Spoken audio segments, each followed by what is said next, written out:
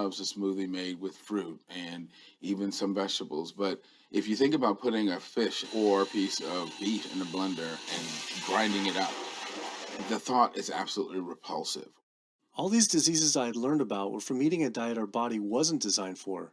What would happen if we started eating a diet our body actually was designed for? The data is crystal clear that you can stop and reverse heart disease with plant-based diets, scientifically shown. I've seen it in my own patients. People who adopt low-fat plant-based diets can actually reverse their heart disease, and that literally means watching the plaque start to go away, something they didn't think could happen. My experience with patients is, and those studies show, that when people adopt a fully plant-based diet, their cholesterol levels plummet within a few days. And if you do blood tests in a couple of weeks, you'll see dramatic improvements. Yes, your numbers are going to look great within a week or two. Your cholesterol can come crashing down. In fact, if you're on medications, your doctor may have to pull off your blood pressure medication so your blood pressure don't drop too low because it can work too good. Like that, the side effect is not having to take drugs. In a groundbreaking study published by Dr. Esselstyn following patients suffering from cardiovascular disease, 99.4% were able to avoid major cardiac events by going plant-based. Because it's not just heart disease, it's hypertension, it's diabetes, it's strokes, it's heart attacks, it's several of the autoimmune diseases, lupus, asthma, GERD, osteoporosis. I mean, there's a multitude of diseases, even rheumatoid arthritis. It can be so dramatic.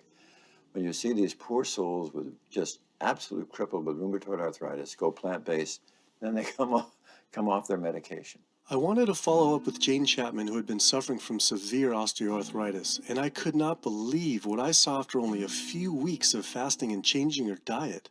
So it's so amazing. See, like this a few weeks later. I know. From going from the walker, needing wheelchair assistance at the airport, to strolling down the street, enjoying the fresh air, the sunshine. 2 weeks. It's all it took, 2 weeks to get off all the meds and start to feel the inflammation just kind of drain out of the body, where the movement was much easier. Just a lot of healing occurred very, very rapidly just by doing the right things for your body. When you're treating diseases with drugs, you know, there's one drug you take for cholesterol, a different class of drugs you take for high blood pressure, different class of drugs you take for diabetes. But with diet, a plant-based diet affects all these diseases, one diet to kind of rule them all. The impacts of eating this way go far beyond ourselves. By getting rid of heart disease alone, we would save up to $48 trillion in the USA, 3 times the US GDP. Conditions like high blood pressure, you don't have to take the drugs the rest of your life and be sick forever. What you can do is live in such a way that it gives the body a chance to heal itself. We took 174 consecutive patients with high blood pressure, and 174 people were able to lower their blood pressure enough to eliminate the need for medication. For inflammatory bowel disease like Crohn's, the best remission rates ever achieved through plant-based diet. MS, multiple sclerosis, the best results ever achieved compared to any medical, surgical, any kind of intervention was a plant-based diet. You can see that with every sequential reduction in animal products, people live longer, they have less heart disease, they have less cancer, they have less diabetes. You can actually take human cancer cells, you put them in a petri dish, and you can drip the blood of those eating vegan, get about 72% suppression in human prostate cancer cell growth in vitro. They wanted to try this again with women and breast cancer. So they said, let's see what a plant-based diet can do. After just 2 weeks, their bodies cleaned up. You drop their blood on the same carpet of cancer cells. You can clear off the whole plate. This is after just 2 weeks eating healthy, which raises the question, what kind of blood do we want in our bodies? My background is in industrial and systems engineering, and that was my career path for a long time until I got thyroid cancer, and everything changed from there. I decided that I wanted to try alternative methods and treatments rather than have surgery and have my thyroid removed, which meant I'd be on medication forever, and I didn't want that. I just started reading how a plant-based diet can heal the body, and it has worked for so many people. So I immediately just switched to a completely whole food plant-based diet. After a year, the cancer was completely gone, and my thyroid had shrunk to normal size, and I was completely free of that. This was tough to believe. Couldn't this all just be from eating healthier though, like no sugar? Turns out Dr. Walter Kempner from Duke University back in the 1940s was reversing some of our worst killer diseases with diet alone. And the diet he was using was not only strictly plant-based, but it was made up of white rice, fruit, and table sugar. And he was reversing diabetes, he was reversing malignant hypertension, reversing heart disease, the diabetic complications, reversing diabetic blindness. So these people basically had death sentences, went to him, and were given basically sugar, this horrible diet, but it was strictly plant-based. If this information had been around since the 1940s, why don't all doctors know this? We're not taught about the power of food in medical school. No one is taught that the changes that we make with our diet are probably the single most powerful thing we can do to determine our destiny. It trumps our genetics. Why isn't your doctor telling this? Odds are your doctor never learned any of this. In fact, there's even a bill introduced just mandating physicians get 7 hours nutrition training every couple years, just to kind of stay on top of it. And who came out against that? The California Medical Association. Even the family physicians, the surgeons, all the mainstream medical groups came out opposed. It's 7 hours. That's a lot, even if it's over 1 4-year period. So they're not just kind of neutral, but they're actually actively opposing nutrition education. Ironically, when patients come to doctors with questions, they assume that the doctor knows something about nutrition, and so it's kind of a double whammy that doctors haven't been taught much about nutrition. Why don't we hear about this from dietitians when nutrition is their entire specialty? Turns out the American Nutrition and Dietetics Association puts out nutrition fact sheets written by the industries themselves. The industries pay $20,000 per fact sheet and explicitly take part in writing them. So you can learn about eggs from the egg industry, and you can learn about lamb from the lamb industry. This would be like learning about the benefits of smoking from the tobacco industry. When people are eating meat, I think of it as a bit like smoking. It's sort of Russian roulette. You may not get diabetes, but your chances of getting diabetes, about 1 in 3. You may not get cancer, but your chances, if you're a man, about 1 in 2. A woman, 1 in 3. Your chances of gaining weight, 2 out of 3. It's not all diet, but most of it is. The best thing that you can do to make sure that you empty all those bullets out of the chamber and you're not taking risks with your health is to get the animal products out of your diet and eat healthy foods. I came to True North to help me with my asthma and to lose a little weight, and it's amazing. Just in 2 weeks of changing my diet, don't have to take any asthma medication, no antidepressants, no pain medication, no heart medication, nothing, no medications at all. And it's just incredible. I was taking Oxy and Advil, and I was taking 800 milligrams of Motrin 3 times a day just to get through the day because I was in so much pain. And now, nothing. Wow. Nothing at all. 2 weeks. 2 weeks, So 14 days. All that medication is completely off. Completely off everything.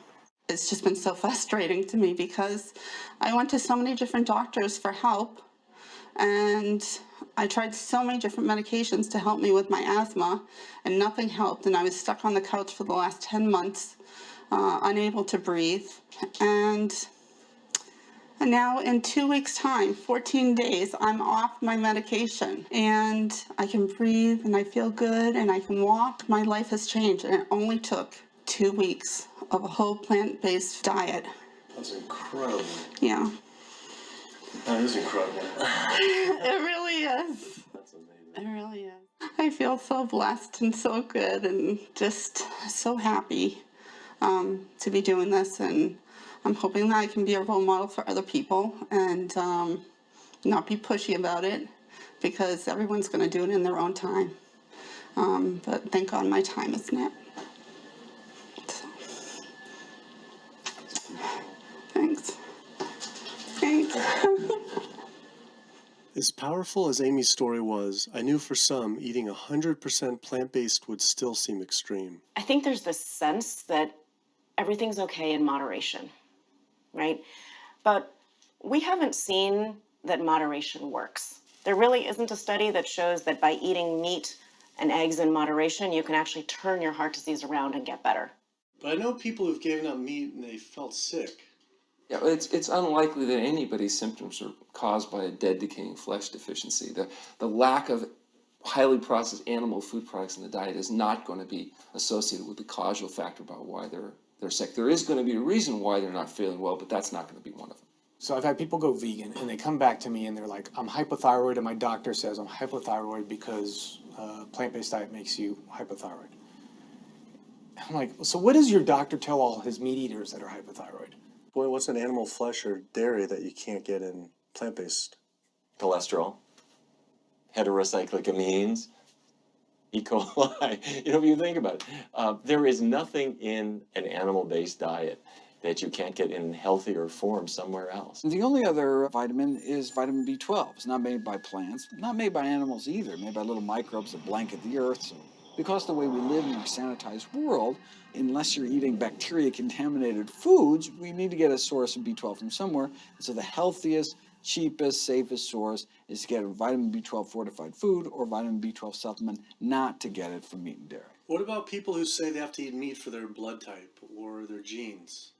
I mean, it's like I need meat because I'm a Capricorn, or I need meat because I have an A+ blood. I mean, it's like, what do you say? No one has to eat meat. I mean, there's no vitamin, mineral, nutrient that you can't get from non-animal sources.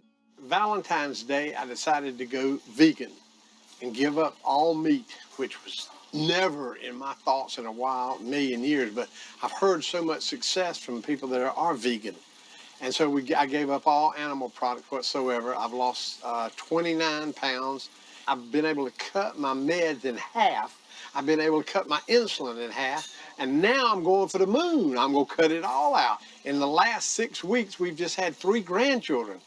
And my ugly face is going to be around to see them graduate from high school and college. I'm going to be here. My mission is to let everybody know you do not have to suffer from diabetes and cancer and heart disease because someone in your family had it or because the doctors are telling you this is what's going to happen. You can take charge of your health and have a positive outcome just like I did. The reason I'm so committed to this is, my grandmother had diabetes and I didn't know what I know now about healing the body. And if I did, I feel like she could have lived at least a few years longer. And so it's in her honor that I do what I do. Because I could save someone else's grandmother, aunt, uncle, father from that, So I'm excited about